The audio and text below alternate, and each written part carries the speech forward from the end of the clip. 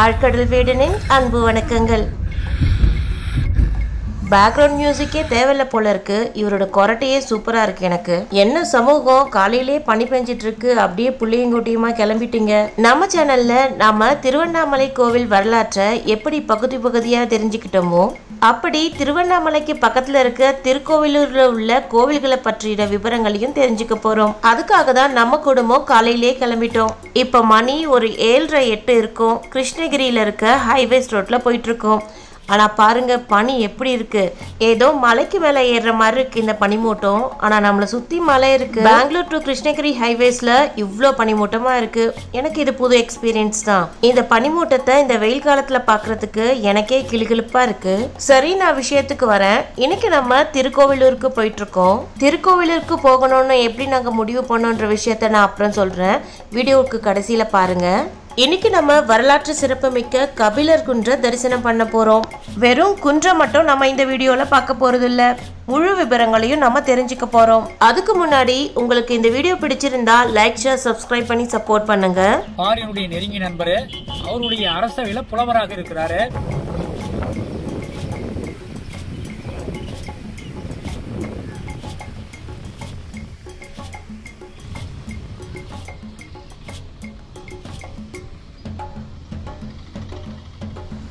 திருக்கோவிலூரில் தென்பெண்ணை ஆற்றில் அமைந்துள்ளது கபிலர் குன்று என்னும் இடத்தில் கபிலர் உயிர் துறந்தார் என ஆராய்ச்சியாளர்கள் உறுதி செய்துள்ளனர். இந்த கபிலர் குன்றுக்கு பின் ஒரு நட்புக்கு இலக்கணமான இரு நண்பர்களின் கதையும் அவர்களின் வாழ்க்கையில் ஏற்பட்ட ஒரு துயரமான கதையும் சுமர்ந்துள்ளது. இந்த கற்பாறையில் ஒளிந்திருக்கும் அந்த கதை நமக்கு தெரிந்தால் நம் இதயம் சிறிது கனத்துடன் போவது உறுதி. என்னம்மா நார்மலான தமிழ்ல பேசிட்டு இப்ப தூய தமிழுக்கு போறேன்னு நினைக்காதீங்க. நாம இப்ப புறநானூற்று காலத்துக்கு போறோம். அதனாலதான் இந்த மாற்றம். நம் பாரி மகளிர் பாடிய இந்த புறநானூற்று பாடலை நாம் படிக்கும் போது கேட்டிருப்போம். அற்றை திங்கள் அவ்வெண்ணிலவில் எந்தையும் உடையேம் எம் குன்றும் பிறர் கொளார். இற்றை திங்கள் இவ்வெண்ணிலவில் வென்றறி முரசின் மேந்தறியம் குன்றும் கொண்டார் யாம் எந்தையும் இளமே. 5 வரிகள்தான். அன்று வந்ததும் இதே நிலாதான். ஆனால் அப்போது எங்கள் தந்தை எங்களுடன் இருந்தார். எங்கள் குன்றிலும் பிறர் ஆக்கிரமிக்கவில்லை. இன்று வந்திருப்பதும் அதே நிலாதான். இப்பொழுது வெற்றி ஒலிக்கச் செய்யும் முரசை கொண்ட மூவேந்தர்கள் எங்கள் குன்றை கைப்பற்றி கொண்டார்கள். நாங்கள் எங்கள் தந்தையையும் இழந்துவிட்டோம். மேலோட்டமாக படித்தால் சாதாரணமான பாடல்தான். ஆனால் அற்றை திங்கள் இற்றை திங்கள் என்று 2 ராப்பொழுதுகளுக்கு நடுவே தங்கள் வாழ்க்கையை தலைகீழாக புரட்டி போடப்பட்டுவிட்ட நிலைமையை 5 வரிகளில் எத்தனை அழகாக சொல்லிவிட்டிருக்கிறார்கள் பாருங்கள். அப்படி அவர்களுக்கு என்ன நடந்து விட்டது? யார் இந்த பாரி? யார் இந்த கபிலர்? யார் பாரி மகளிர்? நமக்குள் எழும் இந்த வினாக்களுக்கு வரும் வரலாற்று நிகழ்வுகள் தெளிவுபடுத்தும். கடைச்சங்க காலத்தின் இடைக்காலம். குறிப்பிட்டு சொன்னால் கிமு 400 இருந்து கிபி 200க்கு உட்பட்ட காலம் என்கிறார்கள் ஆய்வாளர்கள். பரம்பு மலையை தலைமையிடமாக கொண்டு பாரி என்ற குறுநீல மன்னன் ஆட்சி செய்து வந்தான். அவர் வேளிர் குலத்தில் பிறந்ததால் வேல்பாரி என்று அழைக்கப்பட்டார். சேரர்களையும் சோழர்களையும் நடுநடுங்க வைத்த மன்னன் இந்த வேல்பாரி. பரம்பு மலை இன்றைய நாளில் சிவகங்கை மாவட்டத்தில் உள்ள திருப்பத்தூரை அடுத்து சிங்கம்புணரியில் உள்ளது. வெறும் 300 ஊர்களை உள்ளடக்கிய பரம்பு நாட்டின் மன்னன் மூவேந்தர்களுக்கு ஒப்பாக கூறப்பட காரணம் போர்த்திறம் மட்டுமன்றி கொடைத்திறமும் தான். முல்லைக்கு தேர் கொடுத்த பாரி என்று கடையெழு வள்ளல்களில் ஒருவன். தன்னலமற்ற கொடைக்கு மட்டுமல்ல, ஒப்புயர்வற்ற நட்பிற்கும் உதாரணமாக திகழ்ந்தவன் பாரி. சங்க புலவர் கபிலர் பாரியின் மிக நெருங்கிய நண்பர். இவர் பாண்டிய நாட்டில் உள்ள திருவாதவூரில் பிறந்தவர்.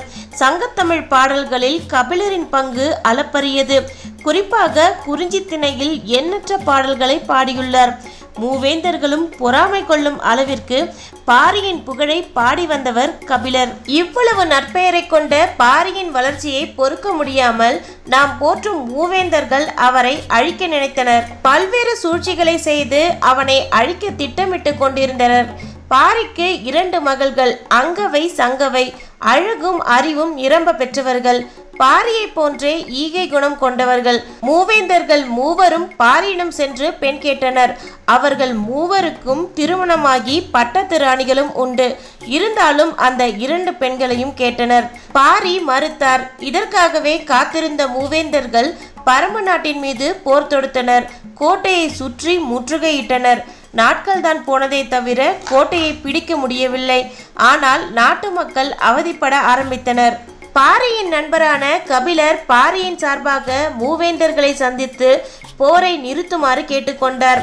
பாரியின் பெருமையை எடுத்துரைத்து கூறினார். அப்படி கூறும்போது பாரி புலவர்கள் கேட்டால் நாட்டையே கொடுத்து விடுவான் என்று ஒரு வார்த்தையை சொல்லுகிறார். பொறி தட்டியது மூவேந்தர்களுக்கும். புலவர்கள் போல வேடமிட்டு கொண்டு பாரியின் கோட்டைக்குள் சென்று பாரியை சூழ்ந்து கொன்று விடுகின்றனர். நாட்டை எடுத்துக்கொண்டு பாரி மகளிரை அரசவையில் வைத்து அவமானப்படுத்தி வெளியே துரத்தி விடுகின்றனர். கபிலர் மனமுடைந்து போகிறார். பாரியின் மகளிரை மனதில் கொண்டு அவர்களுடன் நாட்டை விட்டு வெளியேறினார். இதற்கடுத்து நடந்தது இன்னும் கொடுமையாக உள்ளது. மூவேந்தர்களுக்கு பயந்து எந்த குறுநீல மன்னர்கள் பாரியின் மகளிரை மனம் புரிய முன்வரவில்லை. பாரியின் நண்பர்களே எந்த உதவியும் செய்யவில்லை. அந்த அளவிற்கு மூவேந்தர்கள் தடுத்து நிறுத்தினர். ஒரு சங்கத்தமிழ் கவிஞன் நாடு நாடாக போய் பாரி மகளிருக்காக கையேந்தினார். அங்கவை சங்கவியோட திருமணம் கல்வெட்டுகள்ல ஒரு மாதிரியும் சங்க இலக்கியங்கள்ல ஒரு மாதிரியும் நடந்ததாக குறிப்பிடப்பட்டுள்ளன. அதனால அவங்களோட திருமணத்தை பற்றி பிறகு தெரிஞ்சுக்கலாம். ஆனால் கபிலர் பாரியின் பெண் பிள்ளைகளை சொந்தக்காரர்களிடம் பாதுகாப்பாக ஒப்படைத்துவிட்டு பிறகு கபிலர் நம்ம பார்க்க போற இந்த குன்றின் மீது அமர்ந்து வடக்கு திசை நோக்கி சிவபெருமானை வேண்டி சிவனடி சேர்ந்தார். நாம் போற்றும் மூவேந்தர்களின் சரித்திரத்தில் மறைந்திருக்கும் கருப்பு பக்கங்கள் இது. இப்போ பாரி மகளிர் எழுதிய அந்த பாடலை மறுமுறை படித்து பாருங்கள். அவங்களோட வேதனையும் துயரங்களும் நமக்கு புரிய வரும். இப்போ நம்ம தென்பண்ணை ஆற்றின் நடுவில் தான் நின்றுட்டு இருக்கோம். ஆற்றுல பெருசா தண்ணி ஓடல. அதனால நம்ம எப்படி வேணா போடலாம்.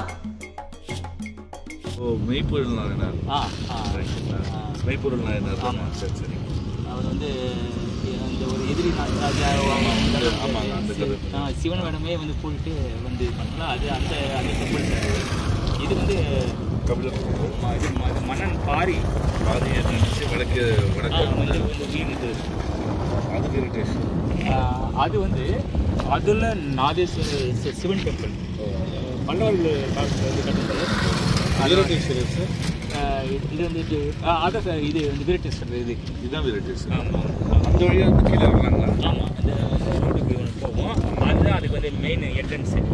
இது இப்படி போனாலும் இப்படி சுற்றிட்டு போகலாம்.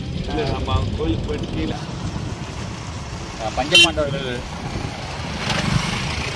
நம்மளுக்கு வந்து கண்ணில் படாமல் வனவாசம் வந்து வருவாங்க இல்லையா? அப்போ வந்து இவ்வளோ தூரத்துக்கு அவங்க வந்திருக்காங்க. அந்த அதுல நாதேஸ்வரர் டெம்பிள் அந்த இந்த பாறையினுடைய தொடர்ச்சி வந்து பின்பக்கம் இருக்குது. அதில் வந்து ஒரு அவர் அந்த ஆமாம் அந்த இது வந்து காலுக்கு சுவடு அந்த வந்து இருக்குங்க ஐயா. அதுக்கு கீழே வந்து அண்டரகுண்டமெல்லாம் இருக்கும். என்ன சொல்கிறாங்க, 2 விதமான கருத்து இருக்குது. ஒன்று வந்து பல்லவர்கள் வந்து இந்த கோயில் சிற்பம்லாம் வந்து வடிப்பாங்க, அவங்க தான் வந்து அந்த இதை வந்து அமைச்சாங்க அப்படின்னு ஒரு கருத்து இருக்கு இல்லையா.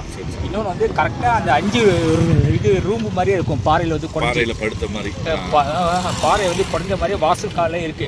அது இன்னும் சில பேர் என்ன சொல்றாங்க, அது வந்து செஞ்சிக்கும் திருவண்ணாமலைக்கும் வந்து அண்டர்கிரவுண்ட் வந்து வழி போகுதுன்றாங்க. அது உள்ள ஆனால் யாரும் வந்து போக முடியாது, வர முடியாது, அதனால் அடைச்சிருக்காங்க அப்படின்றாங்க. அது போல் அதுவும் வந்து ஒரு ஹிஸ்டாரிக்கான பாப்புலரான ஒரு கோயில் தான். அது இன்னொரு கோயில் சொன்னாங்க, அது உலகளந்த பெருமாள் வந்து தாண்டிங்களா? இல்லைங்க சார், அது திருக்கோயிலூரில். இப்போ நீங்கள் இதை பார்த்துட்டு நீங்கள் ஒரு உதாரணத்துக்கு அந்த பாறைமலை ஏறி பார்த்தீங்கன்னு வச்சுக்கோங்களேன், அந்த மூணு கோயில் ஒரே நேர்கோட்டு இருக்கிற மாதிரி நம்ம கண்ணு. ஆமாங்க, அந்த பிரிட்ஜில் இருந்தது. இதை பார்த்தா அது அந்த உலகளந்தான் பெருமாள் வந்து கோயில். அதுக்கு பக்கத்தில் இன்னொரு கோபுரம் ஒன்று இருக்கும். இது 3 வந்து ஒரே இதில் தாங்க இருக்கும். ஆமாம், இது 2 சிவன் டெம்பிள். அது வந்து விஷ்ணு உலகளந்தான் பெருமாள். சரி வாங்க. இப்போ நம்ம வீராட்டானேஸ்வரர் திருக்கோவிலுக்கு பின்புறத்துல இருந்து கபிலர் குன்றுக்கு போகலாம். கபிலர் குன்றின் அமைப்பை பற்றி தெரிஞ்சுக்கலாம். கபிலர் குன்று என்பது தனித்த பாறையும் அதன் மேல் சிறு கோவில் அமைப்பில் கட்டப்பட்ட கட்டிடமும் கொண்டது. கோவில் உள்ளே சிவலிங்கம் உள்ளது. செங்கல் கொண்டு அமைக்கப்பட்ட கட்டிடத்தின் பழமை மாறாமல் இன்று மெருகூட்டப்பட்டு உள்ளது.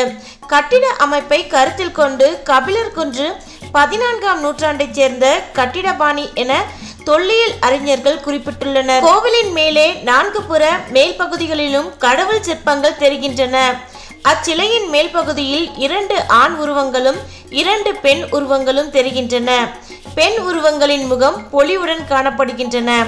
இப்பெண் உருவங்கள் அங்கவை சங்கவையாகவும் ஆண் உருவம் அவர்களை மணந்தவர்களாகவும் அல்லது அந்த ஆண் உருவம் பாரி மற்றும் கபிலர் ஆகியோர்களாக இருக்கலாம் என்று கருதப்படுகிறது. தற்பொழுது கபிலர் குன்று தமிழக தொல்லியல் துறையின் கட்டுப்பாட்டில் உள்ளது.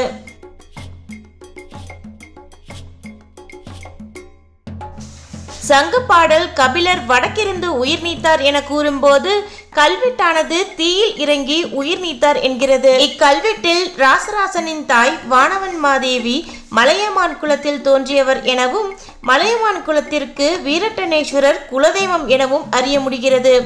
அதுபோல் அக்கோவிலின் பெருமையை சொல்லும் பொழுது கோவிலின் அருகே உள்ள பெண்ணையாற்றில் உள்ள கபிலக்கல்லில் கபிலர் உயிர் நீத்தார் எனவும் கூறுகிறது. இந்த கோவிலுக்கு போற கூகுள் மேப் லிங்கை டிஸ்கிரிப்ஷன்ல கொடுக்குறேன், வேண்டியவங்க பயன்படுத்திக்கலாம். மேலும் திருக்கோவிலூர் சம்பந்தப்பட்ட எல்லா லிங்கையும் பிளேலிஸ்ட்ல தெரிஞ்சுக்கலாம். அந்த லிங்க்கும் டிஸ்கிரிப்ஷன்ல இருக்கும். திருக்கோவிலூர் வரலாறு பகுதி 1 வரும் நாட்கள்ல மேலும் நான் வீடியோஸை ஆட் பண்றேன். இப்போ இந்த இடத்தோட அமைவிடத்தை தெரிஞ்சுக்கலாம். விழுப்புரத்தில் இருந்து சுமார் 40 கிலோமீட்டர் தொலைவில் திருக்கோவிலூர் உள்ளது. பேருந்து நிலையத்தில் இருந்து 2 கிலோமீட்டர் தொலைவில் அருள்மிகு வீரட்டனேஸ்வரர் திருக்கோவிலின் அருகில் இக்குன்று தென்பெண்ணை ஆற்றின் நடுவில் உள்ளது. வீடியோவோட ஆரம்பத்துல திருக்கோவிலூருக்கு நாங்க எப்படி போனோன்ற விஷயத்த சொல்றேன்னு சொல்லியிருந்தேன். அதை இப்ப நம்ம தெரிஞ்சுக்கலாம். விழுப்புரத்துல இப்படிப்பட்ட ஊர் இருக்கிறதே எங்களுக்கு தெரியாது. வள்ளிமலை முருகன் கோவிலுக்கு கிளம்பின எங்களை திருவண்ணாமலைக்கு கொண்டு வந்து விட்டுடுச்சு கூகுள் மேப். திருவண்ணாமலையில காஃபி குடிச்சுக்கிட்டே பழைய கோவில் பக்கத்துல இருக்கான்னு தேடிட்டு இருந்தோம். அப்பதான் இன்டர்நெட்ல திருக்கோவிலூரை பற்றி தெரிஞ்சுக்கிட்டோம். ஒரு கோவிலை எதிர்பார்த்து வந்த எங்களுக்கு பல கோவில் இங்க இருக்கிறதுன்றது லேட்டா தான் தெரியுது. திருவண்ணாமலைக்கு வந்த நாங்க நேரா இங்க வரல, மகுட மடத்துக்கு போயிட்டோம். மகுட மடத்தோட வீடியோ ஏற்கனவே அப்லோட் பண்ணிட்டேன். திருக்கோவிலூரை ஒரே நாள்ல கவர் பண்ணிடலாம்னு நினைச்சா ஆனா 2 நாள் எங்களுக்கு எடுத்துக்கிச்சு. இனி வரும் நாட்கள்ல திருக்கோவிலூர் பற்றி எல்லா விவரங்களையும் தெரிஞ்சுக்கலாம். அதுக்காக இந்த வீடியோக்கு ஒரு லைக் போட்டுட்டு நம்ம சேனலை சப்ஸ்கிரைப் பண்ணிக்கோங்க. கூடவே பெல் ஐக்கானையும் கிளிக் பண்ணிக்கோங்க. சர்வேஸ்வராய அனகரிக அஷ்டபந்தன தோஷ பரிவர்த்தனை சிவாய நம. நாராயணன் என்னுடைய திருநாமம். கடையேழு வள்ளலுடைய 7 வள்ளலுடைய கடைசியாக வந்தவர் கபிலர். பாரியினுடைய நெருங்கிய நண்பர். அவருடைய அரசவையில் புலவராக இருக்கிறாரு. அவருடைய 2 பிள்ளை அங்கவை சங்கவை. பாரியினுடைய 7 பிள்ளை அங்கவை சங்கவை. அவருடைய வயது முதிர்வு காரணமாக 2 பிள்ளையும் தானமாக கொடுக்கிறார் கபிலர்கிட்ட. அந்த தானமாக கொடுத்துட்டு நோய்வாய்ப்பட்டிருந்த பாரி இறக்கும் தருவாயில் இருக்கும்போது தன்னுடைய 7 பிள்ளையை அரவணைக்கணும்னு சொல்லிட்டு மூச்சான பிறகு தன்னுடைய தியானத்தை ஆரம்பிக்கிற ஒரு நோக்கத்தோட மலையமான்ற திருமணிக்காரர்கிட்ட ராஜாட்ட தானமாக கொடுத்துட்டு அட்ட வீரட்டனம் அந்தகாசூரனை சம்ஹாரம் பண்ண பெரிய ஸ்தலம், அவ்வையாரால் பாடல் பெற்ற பெரிய ஸ்தலம், தென்பெண்ணை நதிக்கரை கிருஷ்ணாரண்ய கஷேத்திரத்துக்கு பக்கத்தில் அமைந்திருக்கக்கூடிய அந்தகாசூரனை சம்ஹாரம் பண்ண பெரிய ஸ்தலம் வீரட்டேஸ்வரர் திருநாமம். அதுக்கு பக்கத்தில் இருக்கக்கூடிய நதிக்கரையிலே அமைந்திருக்கக்கூடிய கபிலேஸ்வருடைய ஒரு திருநாமம். இவர் என்ன பண்றாருன்னா தன்னுடைய தியானத்தை நோக்கணுன்றதுக்காக வடக்கு நோக்கி தன்னுடைய தியானத்தை ஆரம்பிக்கிறார் கபிலர். இந்த தியானத்தினுடைய வலிமையிலே சிவனுடைய அனுகிரகத்திலே ஒளியாக காட்சி கொடுத்து சர்வசக்தியான ஜீவ சமாதி எங்கே. அதனாலே தன்னுடைய வரக்கூடிய அடியார்களை எல்லாம் அவர் மேலே பாதம் பட சிவனை சேவிக்கணும்னு சொல்லிட்டு இறைவனை வேண்டி தியானம் பண்ணி இங்கே வந்து அனுகிரகமாக சர்வசக்தியாக சுயம்பான கபிலேஸ்வரோட திருநாமம். கடையேழு வள்ளலுடைய சிறப்பான அருமையான இந்த இடத்துக்கு திருக்கோவிலூருக்கு பெருமை மிக்க அருமையான ஸ்தலம். என்ன பிரார்த்தனைகள், என்ன கோரிக்கைகள், என்ன அனுகிரகங்கள் அத்தனையுமே சிறப்புடன் நடக்கக்கூடிய அனுகிரகமானது. கோவில் நிறைந்த அருமையான கோவல் மாநகர். இடையில அந்த தமிழ் அறிஞர்கள் வந்து அதுக்கு ஒரு முன்னுரிமை கொடுத்து கோவலூர் என்ற ஒரு அருமையான இடத்த அஸ்தமாகி அப்படிப்பட்ட சிறப்பு மிக்க நதியான தென்பெண்ணை நதிக்கரையில அமைந்துள்ள கபிலேஸ்வரர் அவர் திருநாமம். என்ன பிரார்த்தனைகள் தோஷங்கள் அத்தனையும் சிறப்புற நடக்கக்கூடிய அத்தனைக்கும் சிறப்புடைய அனுகிரகமான யோகத்தை கொடுக்கக்கூடிய அருமையான கஷேத்திரங்கள் நிறைந்த திருக்கோவிலூர் நகரில் பிரசித்தி பெற்ற கபிலேஸ்வரர் திருநாமத்தை சேவிச்ச அனைவருக்கும் அருமையான நல்ல நிறைவோட அஷ்டபந்தன செல்வ செழிப்போட தீர்க்காயுச மங்களாசாரமே சிவனுடைய அனுகிரகத்தில் எல்லாமே தீர்க்காயுச மங்களாசாரம் நடக்கும். சிவாய் நம சிவாய். அது அதுல்யநாதீஸ்வரர். அங்க சுவாமி வந்து மேற்க பார்த்த மாதிரி அம்பாள் கிழக்கு பார்த்த மாதிரி. அந்த கோயில் வந்து பாடல் பெற்ற ஸ்தலம்னா திருஞான சம்பந்தருடைய பாடல்ல உருவானது. இது பாடல் பெற்ற ஸ்தலம். இது பாடல் 8 ஸ்தலங்கள்ல 2வது கோவில். இங்க போனீங்கன்னா பண்ருட்டி திருவதிகை, அங்க இருக்கு திருவண்ணெல்லூர், புரியுதுங்களா, அரசூர் கோவில் நிறைந்த புண்ணியமான நிறைய கோயில் இருக்கு ஐயா. இந்த பக்கம் போனீங்கன்னா இலவசனார் கோட்டை சென்னையா இருக்கு. என்ன ஒரு சிறப்புனா எந்த ஒரு கஷேத்திரத்திலுமே இல்லாத இறைவனை நீங்க சேவிக்கக்கூடிய தொட்டு சேவிக்கக்கூடிய பாக்கியம் உண்டு. நித்திர சிவாய நம்மளை வச்சுக்கோங்க. மஞ்சள் குங்குமம் சந்தனம் குங்குமம் வச்சிருக்கேன்.